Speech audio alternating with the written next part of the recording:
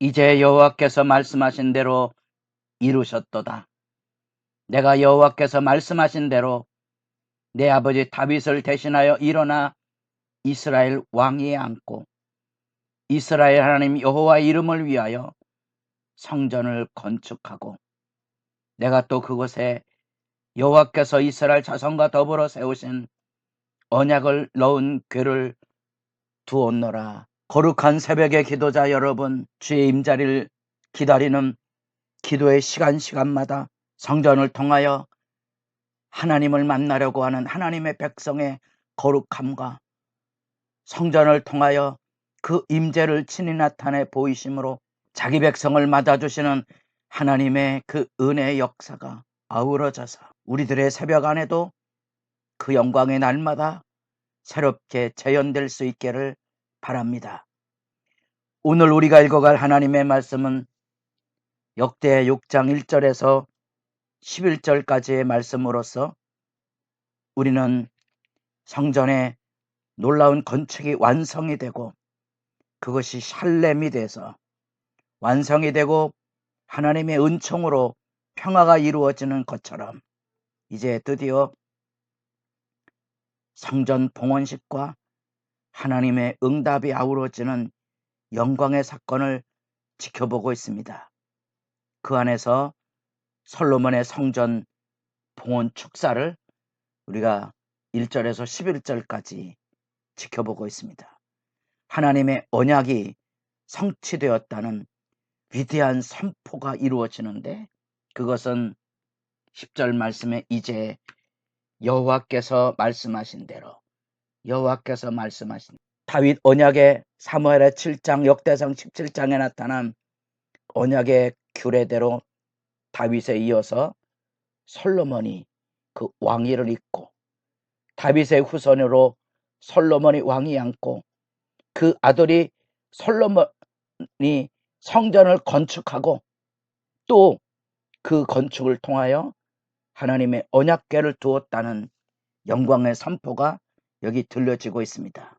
이제 6장에서 솔로몬은 성전을 짓게 된 여러 가지 상황의 경위를 들려주고 어떻게 성취되었는가를 고백하고 찬양하고 선포하는 장면입니다.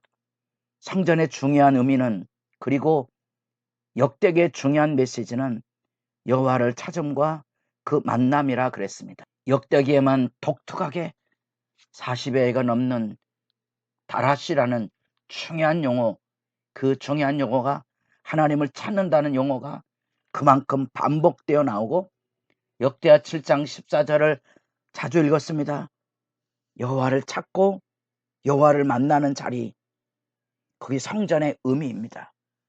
성전이 얼마나 신들의 신비로운 임재 가운데 있느냐가 아니고 하나님의 언약을 의지하고 성전을 향하여 찾아 나오고 나올 수 없는 포로기의 절망 안에도 하나님을 바라보고 성전을 바라보고 하나님을 구하고 찾고 두드리면 하나님께서 들으시고 만나시고 포로되었던 자리에도 흩어진 자리에도 어느 자리에도 하나님께서 회복시키시고 하나님께서 자기 백성과 함께 하실 것에 대한 성전의 의미를 기억하셔야 됩니다. 그것이 바로 역대 6장을 지배하고 있는 기도와 회개의 중요성입니다. 하나님을 찾고 만나는 삶의 의미가 성전입니다. 오늘날에도 예배당을 멋있게 지어놓고 여기가 하나님의 집이라는 말을 분별하여 들으시고 하셔야 됩니다. 하나님은 사람이 지은 집에 계시는 존재가 아닙니다. 영광의 존재입니다. 그럼 예배당은 단지 건물이지 하나님을 찾고 하나님을 바라보고 하나님을 기대하는 믿음의 열망이 교회고 금과 보석으로 지었다면 오늘날의 교회도 금과 보석으로 지어야 되는 게 아니고 금과 보석 같은 하나님의 백성들을 만나서 하나님과 더불어 경배하고 찬양하는 영광의 교회 공동체 신앙의 유대가 성전의 아름다움입니다. 천천히 잘 성전의 의미를 재묵상하시고 하나님의 임재가 여기 캄캄한데 계시겠다 말씀하셨사오니 하고 그 캄캄한 구름 가운데 임재 있는 영광을 우리가 만나봅니다. 여기 이 캄캄하다는 말은 단지 어둠에 대한 얘기가 아니고 하나님의 영광과 죄된 인간의 현실과의 거리를 가려주는 빽빽한 구름이고요. 이 구름의 사건은 언약이 시작되었던 출애굽기 19장 20장에 시내산 언약에도 그러하고 그 천둥과 번개, 화염, 지진과 같이 자연 질서 안에 하나님의 임재가 나타남으로 벌벌 떠는 그 영광의 실체를 보여주고 있는 표현이고, 바로 그 구름 기둥과 불 기둥을 통하여 하나님께서 자기 백성을 인도하셨던 영광의 임재의 표시가 이제는 영원한 거처로서 약속대로, 다윗의 약속대로 다윗에게 있어서 그 아들이 곧 솔로몬이 성전을 짓고 여기 성전이 완공되었다는 선포를 지금 하고 있는 겁니다. 그리고 얼굴을 돌려서 그 제단 앞에 올라서서 백성들을 향하여 이 위대한 섭리에 대한 증언과 축복을 하는 장면이 여기 나옵니다. 이 놀라운 역사는 본래 축복권의 제사장이 있었지만 모세가 그리하고 다윗이 그리했던 것처럼 제단 앞에 놋대를 세워서 왕으로서 지도자로서 하나님의 백성들을 향하여 위대한 성전을 이룬 그 영광을 선포하고 있는 놀라운 장면입니다. 그 성전 건축의 회고 내용은 하나님께서 이스라엘 백성을 애굽 땅에서 인도해내 시내산 언약으로 인도했다는 것과 다윗 언약을 통하여서 하나님의 백성들을 불러 하나님의 백성으로 삼으셨다는 영광의 구속 사건을 지금 증언하고 있습니다.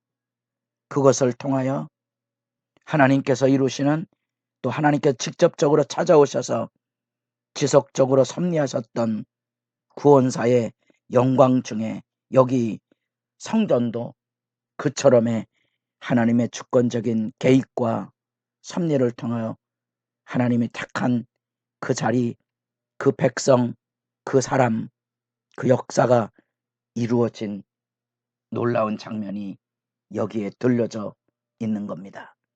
그래서 그 하나님의 언약과 성취는 이렇게 시내산 언약이 다윗 언약과 이어져서 솔로몬에게 이어진 경이로운 하나님의 구원의 경륜이, 그리고 그에 합당한 혼신을 다한 순종이 어우러진 대역사가 되었다는 사실이죠.